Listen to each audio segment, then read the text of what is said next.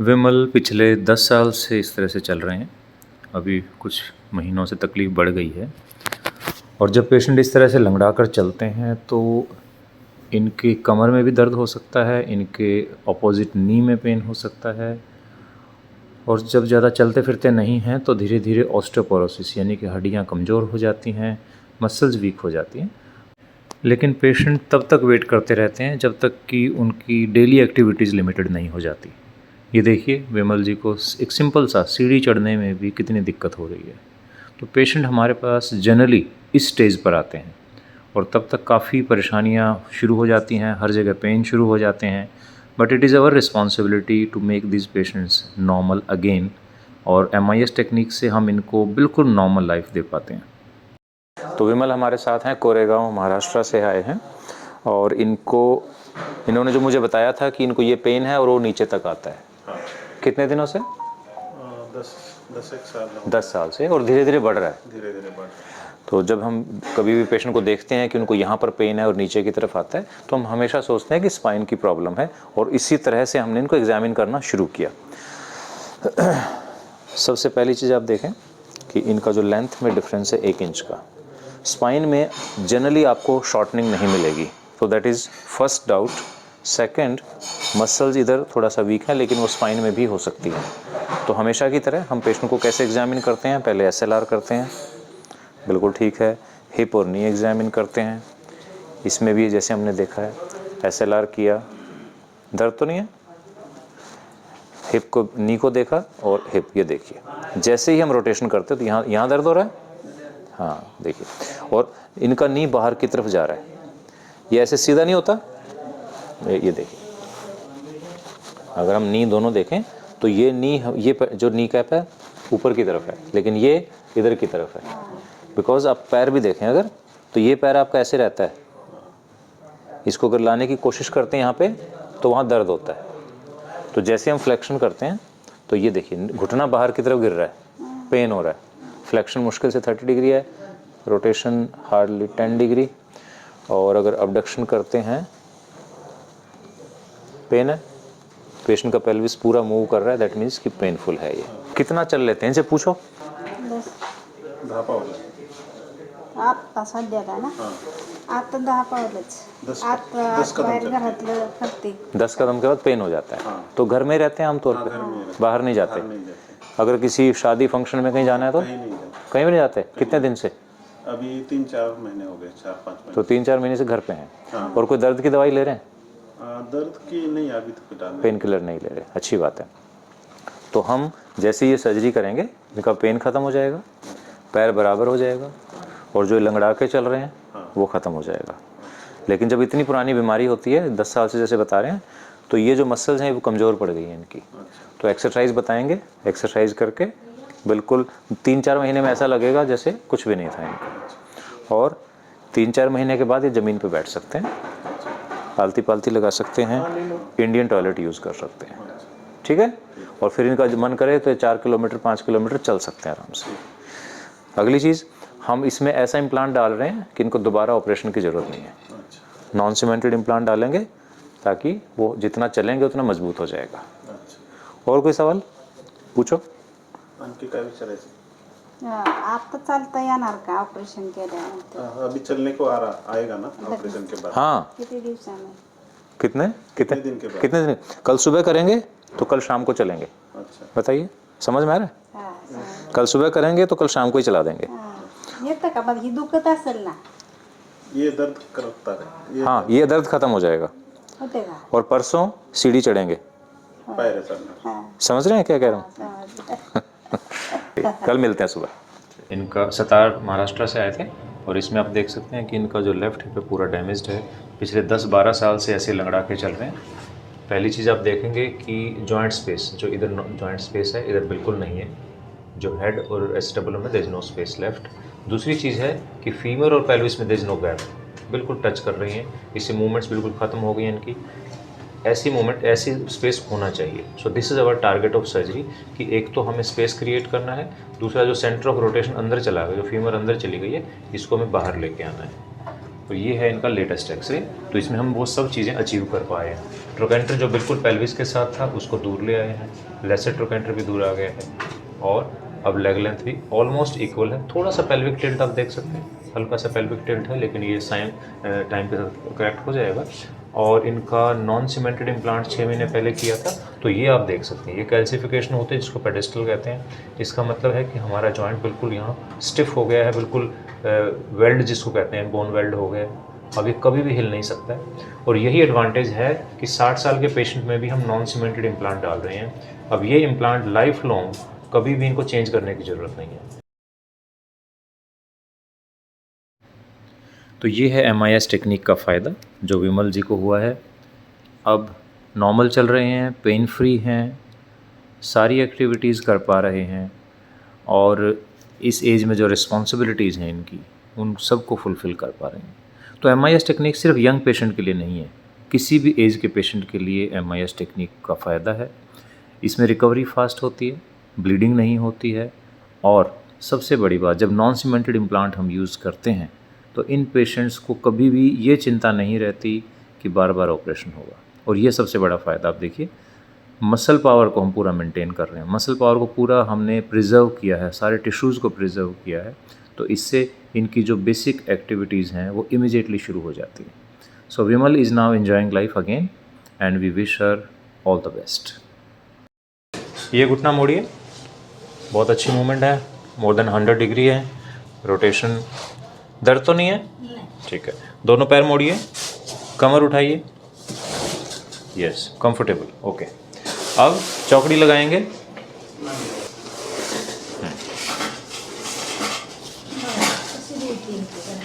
क्या कह रहे हैं? ऐसे भी आ रही है। आराम से बैठना है। तो ऐसे ये बताओ कि ऐसे बैठने की कब कब ज़रूरत पड़ती है इनको? ये इधर आओ। हाँ हाँ, थोड़ा सा दर्द होगा वो, क्योंकि पहली बार बैठ रहे हैं ना काफ़ी दिनों बाद। खाना खाते टाइम या फिर दूसरे के घर में। अच्छा, तो आपके यहाँ ज़मीन पे बैठते हैं ज़्यादातर हाँ, लोग? जमीन पे ही खाना खाते हैं। अच्छा अच्छा। तो अभी तक कैसे खा रहे थे फिर? अभी तो पलंग के ऊपर, अच्छा, सोफा सेट बेड के ऊपर बैठ के, हाँ हाँ हाँ, पैर लंबा करके बीच में पिलो रख के अच्छा अच्छा। खाते हैं। लेकिन अब ऐसे खा सकते हैं, अच्छा। ठीक है। किसी के घर जाएं नीचे बैठने तो बैठ सकते हैं। तो this is a basic requirement of our culture, और इसके बिना पेशेंट कई बार सर्जरी ही नहीं कराते हैं। पेशेंट को जब बताओगे ना कि ज़िंदगी भर चेयर पे बैठना है, तो कई पेशेंट ऑपरेट भी नहीं कराते हैं, ठीक है। आओ नीचे आइए, ऑपरेट करेंगे पैर, बता दो। हाँ, पैर हाँ। चलिए बैठिए। दिस इज़ अनदर रिक्वायरमेंट, इसके लिए भी पेशेंट की समझ बहुत ज़रूरी है। थोड़ा सा हेल्प करेंगे, पहली बार बैठ रहे हैं, चलिए वेरी गुड। दर्द तो नहीं है? ठीक है। तो दिस इज़ अनदर रिक्वायरमेंट, क्योंकि कई बार इंडियन टॉयलेट यूज़ करना पड़ता है। अभी तो आप कह रहे थे ना कुछ चेंज किया आपने टॉयलेट में, लेकिन अगर मान लो कहीं जाते हैं जहाँ पे गांव में जहाँ पे इंडियन टॉयलेट ही है, तो शी कैन गो देयर। मेहमानों के यहाँ उधर जाते हैं तो हाँ, कई बार होता है ना कि वहाँ इंडियन टॉयलेट नहीं होता है, तो क्या होता है पेशेंट वहाँ जाता ही नहीं है, हाँ, जाने की दिक्कत है ना। होती है। जाने में फिर इंसान सोचता है कि जाऊँ कि नहीं जाऊँ। खुश हैं? हाँ। हैं? हैप्पी? ठीक है, चलो ऑल द बेस्ट।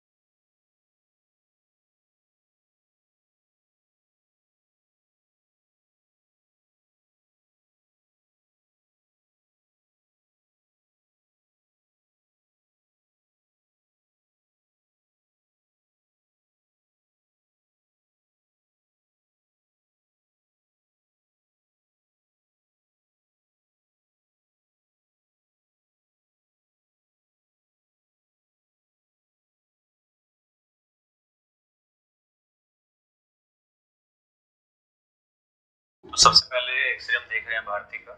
इसमें आप देखेंगे कि there is no joint left. Infection हुआ था, उसके बाद फीमर और पेल्विस जुड़ गए हैं, आपस में फ्यूज हो गए हैं, जिसको हम एंकाइलोसिस कहते हैं। अगर आप इधर देखेंगे तो बहुत अच्छा जॉइंट स्पेस दिख रहा है बॉल के चारों तरफ, पर यहाँ बॉल ही दिखाई नहीं दे रही। सॉकेट कहाँ है, बॉल कहाँ है, कुछ पता नहीं। पूरा बोन यहाँ से लेके यहाँ तक पूरा सिंगल बोन बन गई है और इसमें कोई मूवमेंट पॉसिबल नहीं है। आप इस तरफ देखेंगे तो लेसर ट्रोकेंटर और पेल्विस में कितना स्पेस बाकी है, लेकिन यहाँ पर they are overlapping. Lesser trochanter यहाँ जा रहा है और पेल्विस यहाँ जा रहा है, तो कोई मूवमेंट का सवाल ही नहीं है। दूसरा, ये जो फ्यूजन हुआ है ये एडक्शन में हुआ है, तो इसकी वजह से ये पेल्विस ऊपर चला गया, तो ये शॉर्टनिंग हो गई है इतनी। तो इसमें कोई मूवमेंट नहीं है, टोटली फिक्स्ड है। सबसे अच्छी बात लेकिन क्या है कि बोन बहुत स्ट्रॉन्ग है। कॉर्टेक्स देखिए कितना थिक है, क्योंकि भारतीय हॉस्पिटल में काम कर रही है, फार्मासिस्ट है, सारा दिन इनको चलना होता है, वहाँ पर वॉक करना होता है, तो इसलिए इनका कैल्शियम डिपोजिशन और बोन की डेवलपमेंट बहुत अच्छी है। तो ये हमारा सबसे प्लस पॉइंट है। अगर अब हम पोस्ट सर्जरी की बात करें, now the pelvis is squared, बिल्कुल पैरेलल हो गया पेल्विस। नॉन सीमेंटेड इम्प्लांट हमने यूज किया, 2 स्क्रू डाले हैं इसमें क्योंकि वो थोड़ी सॉफ्ट थी, और अब हमने पहली बार स्पेस क्रिएट किया है between lesser trochanter and pelvis. अभी शुरुआत है, जैसे जैसे एक्सरसाइज करेंगे स्पेस और इंक्रीज होगा, लेकिन इसमें अगेन जो फीमर है स्ट्रॉन्ग जरूर है, लेकिन साइज थोड़ा सा छोटा है। तो ये जो स्पेशली डिजाइन हमारे इम्प्लांट होते हैं, जो स्टेम होते हैं, वो हम इसमें यूज करते हैं। तो ये अभी एक्सरे थोड़ा सा ऑड लग रहा है देखने में, क्योंकि इसमें रोटेशन है, लेकिन जब चलना शुरू करेंगे कुछ महीनों बाद जब एक्सरे करेंगे तो ये बिल्कुल नॉर्मल दिखाई देगा। ये है सोना का, जो एमपी से हमारे पास आए हैं। तो इसमें आप देखेंगे ये बिल्कुल उससे अपोजिट टाइप का है भारती से। इसमें फ्यूजन तो नहीं है, लेकिन जॉइंट स्पेस बहुत कम हो गया है। इसमें सिंगल बोन नहीं बनी है, बोन और सॉकेट अलग अलग है, बट इसमें पेल्विक टिल्ट उल्टा है, यानी कि इसमें पैर लंबा हो। ये एक डिफरेंट केस है। नॉर्मली जब हिप में बचपन में कोई दिक्कत होती है तो पैर छोटा हो जाता है, बट इनका पेल्विस टिल्ट हो गया पूरा।